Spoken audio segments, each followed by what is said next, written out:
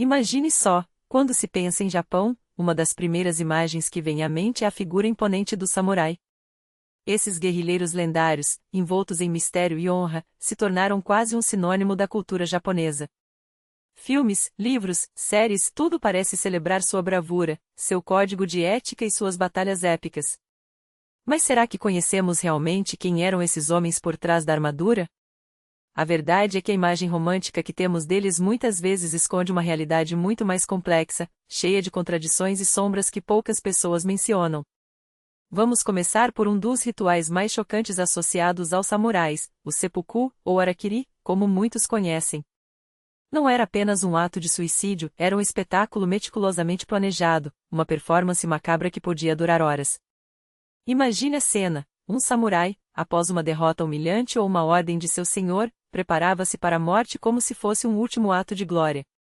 Ele escrevia poemas de despedida, bebia sake até se embriagar levemente, então, com um pequeno punhal chamado tant, abria o próprio ventre em um gesto que deveria ser ao mesmo tempo doloroso e honroso. Mas aqui está o detalhe que poucos contam: havia duas versões desse ritual. A mais cruel, chamada Jumonji-jiri, exigia que o samurai fizesse um corte vertical seguido de um horizontal, formando uma cruz sangrenta, e aguardasse a morte em agonia. Já a versão a mais piedosa permitia que um assistente, o kaishakunin, o decapitasse logo após o primeiro corte, encurtando o sofrimento. E não pense que era um ato solitário, muitas vezes, havia plateia, como se fosse um teatro da morte. Mas por que alguém se submeteria a isso? As razões iam desde protestos políticos até a lealdade a um líder falecido. Em alguns casos, era uma sentença imposta por um shun ou dain como castigo por falhas reais ou imaginárias. Recusar significava desonrar não só a si mesmo, mas toda a família. Uma pressão que poucas pessoas hoje conseguem imaginar. E falando em armas, os samurais não usavam qualquer espada para esse ritual.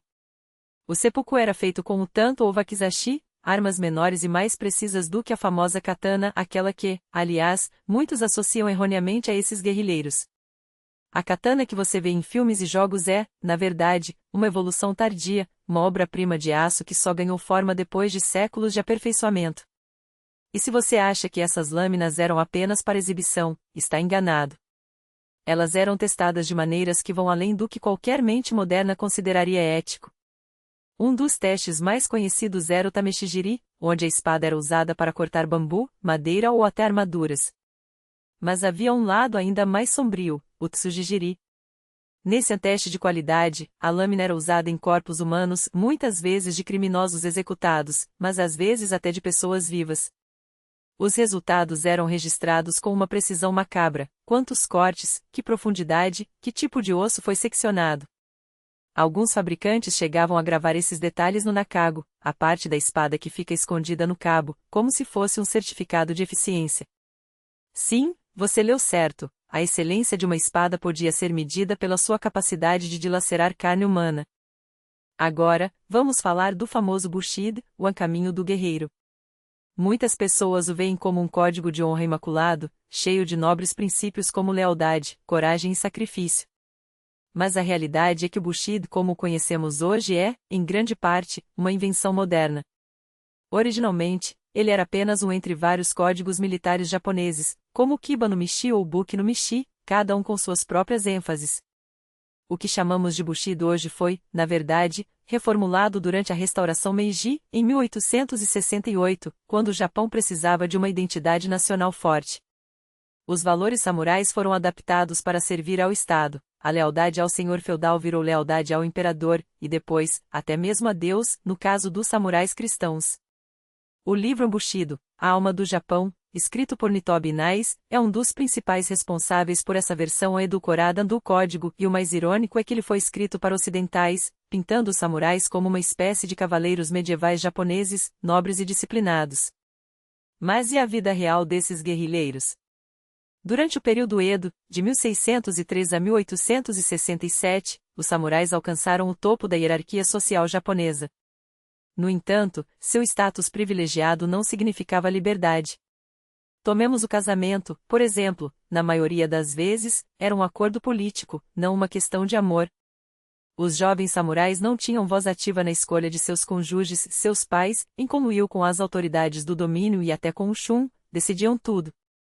Casar com alguém inapropriado socialmente era impensável, e muitos acabavam unidos a estranhos, sem qualquer afeto. Não é de surpreender que casos de suicídio por amor proibido fossem comuns entre os jovens desesperados, que preferiam a morte a um futuro sem paixão. E as espadas? Ah, as espadas! Elas não eram apenas armas, mas símbolos de status, objetos de culto. Uma katana bem forjada era uma obra de arte, mas também uma ferramenta de guerra. Antes de ser entregue a um samurai, ela passava por testes brutais. Hoje, réplicas dessas lâminas são usadas em torneios e reconstruções históricas, feitas com aço de verdade, temperadas e afiadas como as originais, embora, felizmente, sem o mesmo propósito sangrento. Se você é um entusiasta, sabe que há oficinas especializadas que recreiam desde espadas medievais até lâminas icônicas da cultura pop, como a espada de Guts, de Berserk, ou a Red Queen, de Devil May Cry. E o melhor, muitas delas oferecem entrega em casa, com a opção de pagar só depois de receber e aprovar o produto. Então, da próxima vez que você ouvir falar dos samurais, lembre-se, por trás da aura de honra e disciplina, havia homens de carne e osso, com medos, paixões e falhas. Eles eram capazes de atos de bravura inigualáveis, mas também de crueldade calculada. Sua história não é um conto de fadas, é um retrato complexo de humanidade, onde a glória e a sombra andam lado a lado. E é justamente isso que os torna tão fascinantes. Mas a imagem romântica do samurai não se limita apenas às batalhas épicas ou aos códigos de honra que ecoam nos filmes. Há um lado sombrio, quase grotesco, que poucos ousam explorar, um lado onde a crueldade se disfarça de tradição e onde a pobreza, ironicamente, caminha ao lado do status de elite. Imagine só, um guerreiro treinado desde a infância para ser a lâmina afiada do império, mas que, na prática, muitas vezes mal conseguia colocar comida na mesa. Os samurais do período Edo, sob o shogunato Tokugawa, viviam um paradoxo cruel. Enquanto ocupavam o topo da hierarquia social, sua riqueza era, na melhor das hipóteses, modesta. Os Tokugawa, com sua filosofia austera, pregavam que o excesso, seja de comida, roupas ou conforto, corrompia o espírito. E os samurais, em sua maioria, engoliram essa doutrina como um dogma. Tão a sério que muitos passaram a ver o dinheiro como algo sujo, indigno de um verdadeiro guerreiro. O resultado? Uma elite que, em muitos casos, vivia à beira da miséria, enquanto mercadores e campesinos, tecnicamente inferiores, enriqueciam às suas custas. E aqui surge a pergunta: como um samurai, acostumado a comandar, lidava com a humilhação de não ter o que comer? Alguns se afundavam em dívidas.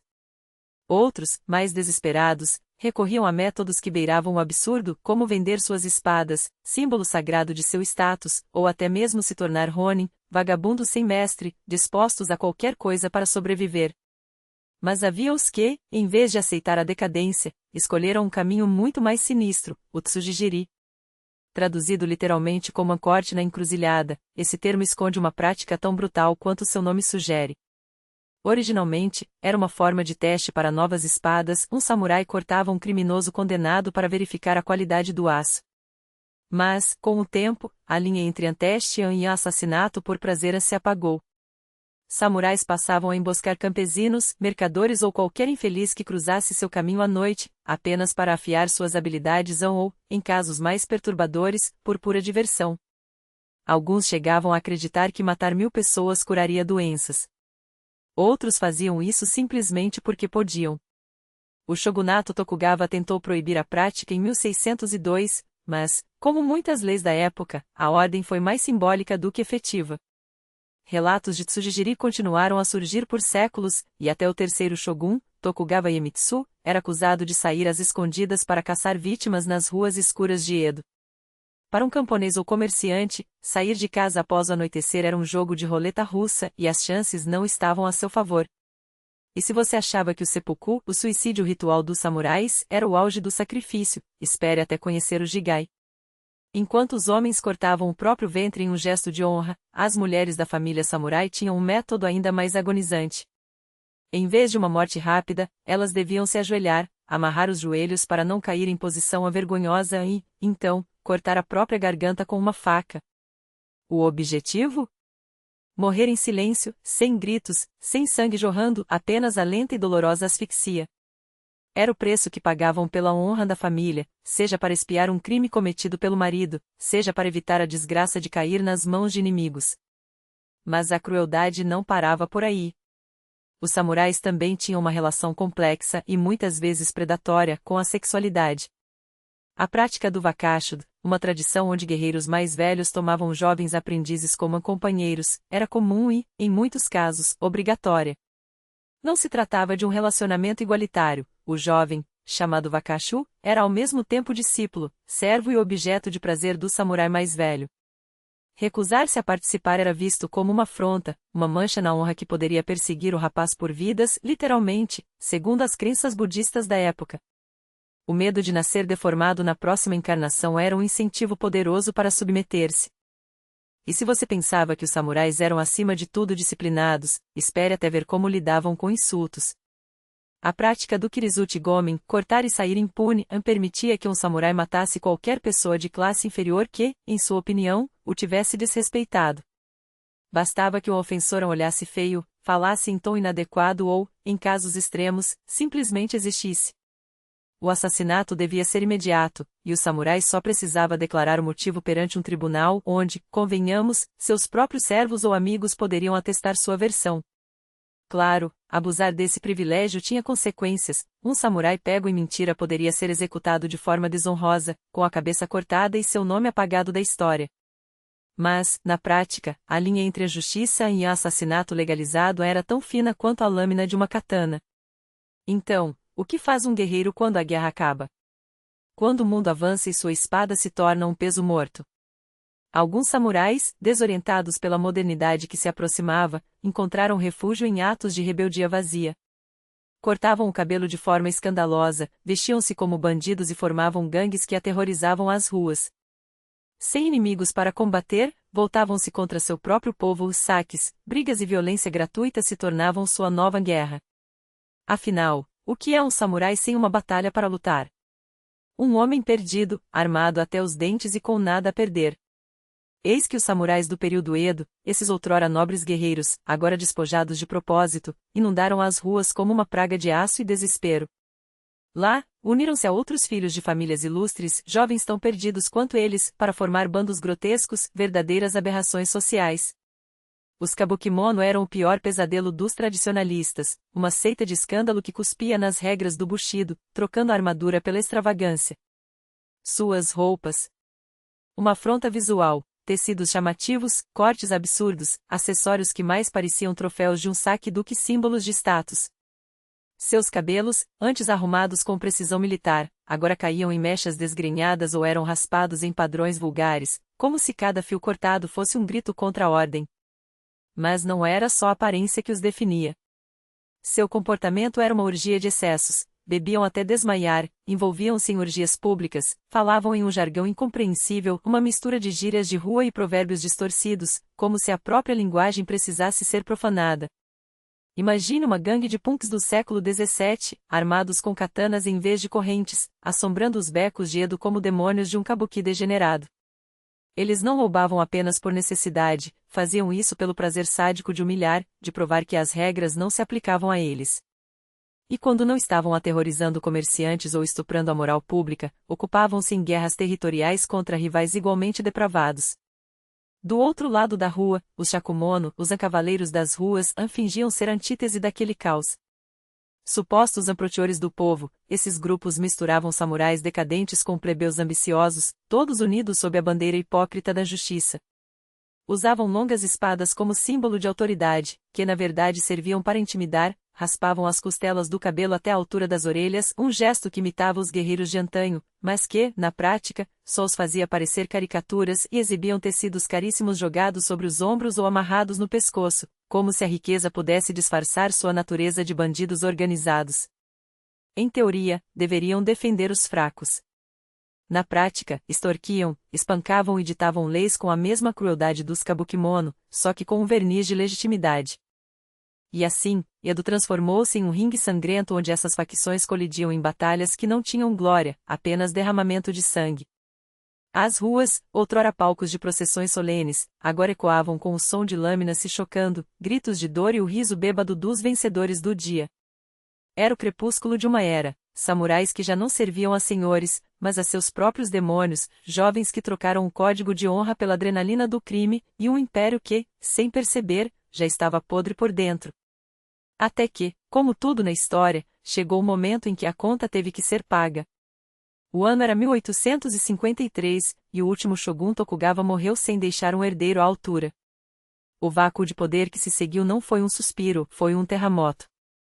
O shogunato, aquele colosso que por séculos ditara os destinos do Japão, desmoronou como um castelo de cartas sob um vendaval. E no meio do caos, emergiu uma figura que mudaria tudo, o imperador Meiji, coroado em 1868, não como um símbolo cerimonial, mas como o arquiteto de uma revolução.